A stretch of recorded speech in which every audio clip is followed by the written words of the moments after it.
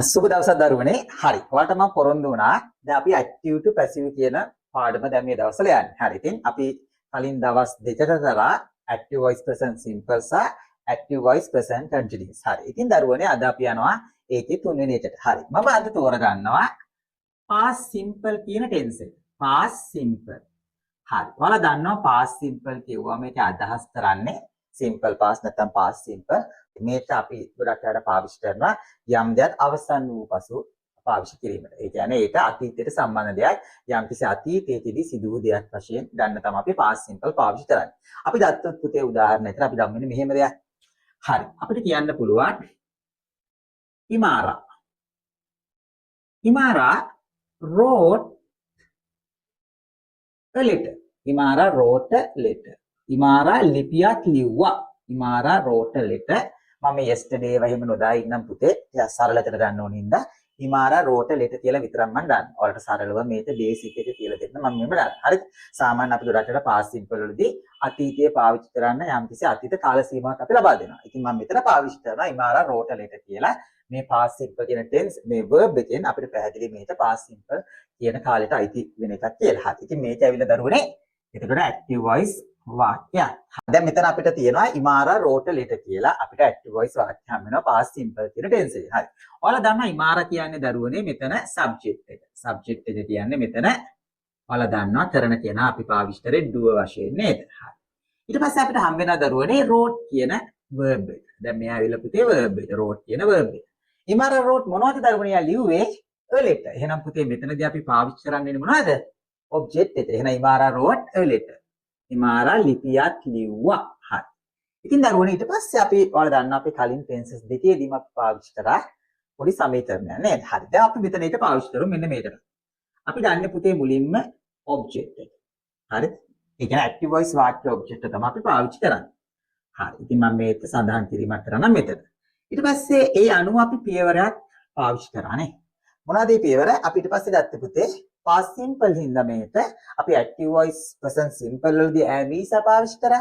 present tense වලදී am been is been are been පාවිච්චි කරා.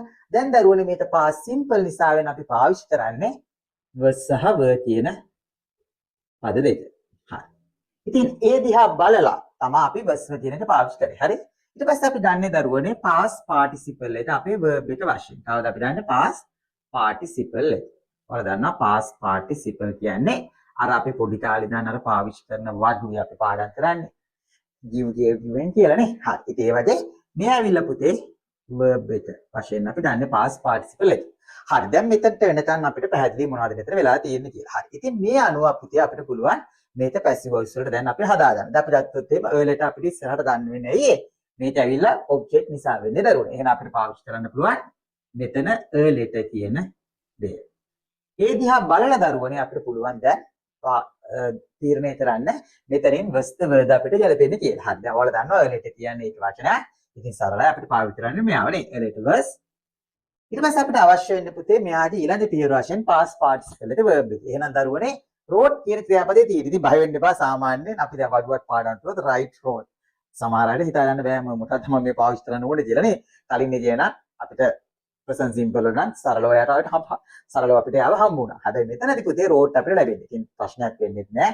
ඔයාලා දන්නවා write කියන ක්‍රියාපදයෙන් තමයි wrote හැදෙන්නේ. ඒතර අපිට හම්බෙන්නේ past participle එක තමයි මේ passive voice එකේ. එහෙනම් අපිට අවශ්‍ය වෙන්නේ මෙයාගේ past participle එක දරුවනේ written. එහෙනම් a letter was written. හරි. ඊට පස්සේ පුතේ අපිට හම්බෙන්නේ මෙතන වෙනකන් අපේ තීරයට අපේ අවසන්. හරිද? ඊට පස්සේ ඔයාලා දන්නවා මේක කරද්දි කරන කෙනෙක් අපිට අනිවාර්යයෙන් අවශ්‍ය වෙනවා. එහෙනම් කවුද දරුවනේ මේ කරන්නේ?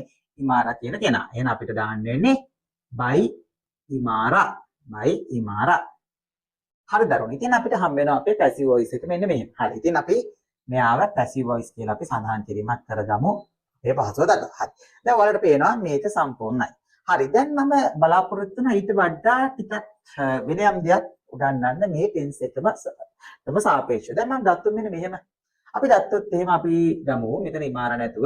අපි ගත්තොත් එහෙම අපි කියමු Shenal කියලා. Shenal gave me a present. දැන් ඔයාලට පේනවා මේක ඇවිල්ලා අර වගේම active voice එක. හරිද? දැන් මම මෙතනදී subject වශයෙන් මෙන්න මෙහෙම channel වලට S දාන්න subject එක නියෝජනය කිරීමට gave කියන්නේ verb එකට වල දාන්න දෙයක් me කියන්නේ පුතේ object එකක්ද නැද්ද present යන object එකද නැද්ද ඇත්තට කිව්වොත් channel දුන්නේ මොනවද දරුවනේ channel මාවද දුන්නේ නෑනේ channel මාව දෙන්නේ නෑනේ channel දුන්නේ මොනවද tag එකක් ඉතින් පුතේ මෙයා ඇවිල්ලා object එක හරි එතකොට මෙයාත් object තමයි මම තේරුම් කරන්න ඇයි ඒක එහෙම වෙන්නේ කියලා channel gave me දැන් ඔයාලා බලලා channel මාව දුන්නේ නෑනේ කියලා කෙනෙක්ට හිතෙන්න පුළුවන් channel මාව දුන්නේ නෑ වගේ නේ හරි හැබැයි මෙතන මේ දෙතම object. හැබැයි මේ object වල පුතේ විශේෂත්වයක් තියෙනවා. channel දුන්නේ මොනවද? tag එකක් දුන්නේ. අපි යාට කියනවා direct object. මෙයා දරුවනේ direct object. මෙයා direct object. එතකොට මෙයා ඇවිල්ලා පුතේ indirect object. නේද? ඒක වක්‍ර ආකාරව දත්තොත් නේ indirect object එක.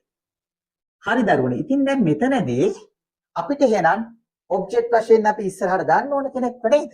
හරි මෙතනදී පුතේ එන අපිට මේ දෙන්නම අරගෙන වාක්‍ය දෙකක් අනන්න පුළුවන්. ඔයාලා දන්නවනේ.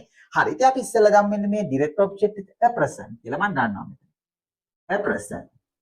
ඒ දිහා බලලා දරුවනේ අපි දන්නවා ඔයාලට පාවිච්චි කරන්න was the verb. present was ඊට පස්සේ අපිට හම් වෙන්නේ පුතේ past participle එක වශයෙන් මේ ක්‍රියාපදේ. එහෙනම් කවුද ක්‍රියාපදේ gave. එහෙනම් give gave given නේද? එහෙනම් present was given. ඊට පස්සේ දරුවනේ මෙතන ක්‍රියාවලිය සම්පූර්ණයි. එතනට වෙනකම්. ඒතර දැන් මෙතන තව ප්‍රශ්නයක් තියෙනවා. මෙන්න මෙයා. The present was given කාටද? මට දුන්නේ. අපිට to පාවිච්චි කරන්න අවශ්‍ය වෙනවා මෙතන. එහෙනම් the present was given to me. කෙනෙක් ඉන්නව දෙන නේද? කවුද? by Shenal. by Shenal. හරි. ඒ ඇවිල්ලා මොනවද? ඒක වාක්‍යයක්. අපිට තව වාක්‍යයක් තනන්න පුළුවන්. කවද මේ? object. indirect object එකක් ඉස්සරහට දාන්න පුළුවන්.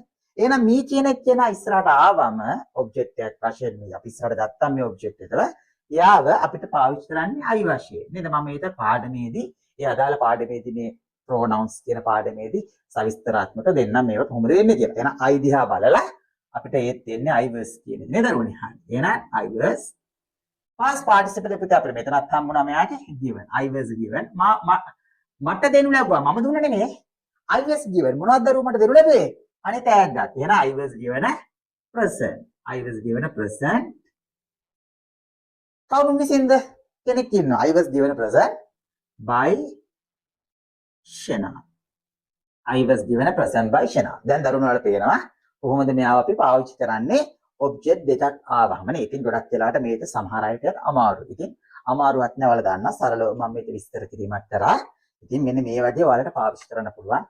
අපි දැක්ක තියෙන ඔබ්ජෙක්ට් එකක් එන වාක්‍යයක්. ඉතින් දරුවනේ ඒ වගේම මම තව බලාපොරොත්තු වෙනවා මේ වගේම තවත් ඇක්ටිවිටි පැසිව් තවත් පාඩම් අපිට තියෙනවා. ඔයාලා දන්නා අපි තාම 3යි තරේ තව අපිට ඉතුරු වෙලා තියෙනවා. හරි ඊළඟ දවසෙත් මම මේ වගේම පාඩම දින ඔයාලා හැම වෙලේම බලාපොරොත්තු වෙනවා. හරි. ඉතින් ඔයාලා හැමෝටම සුබ දවසක් දරුවනේ.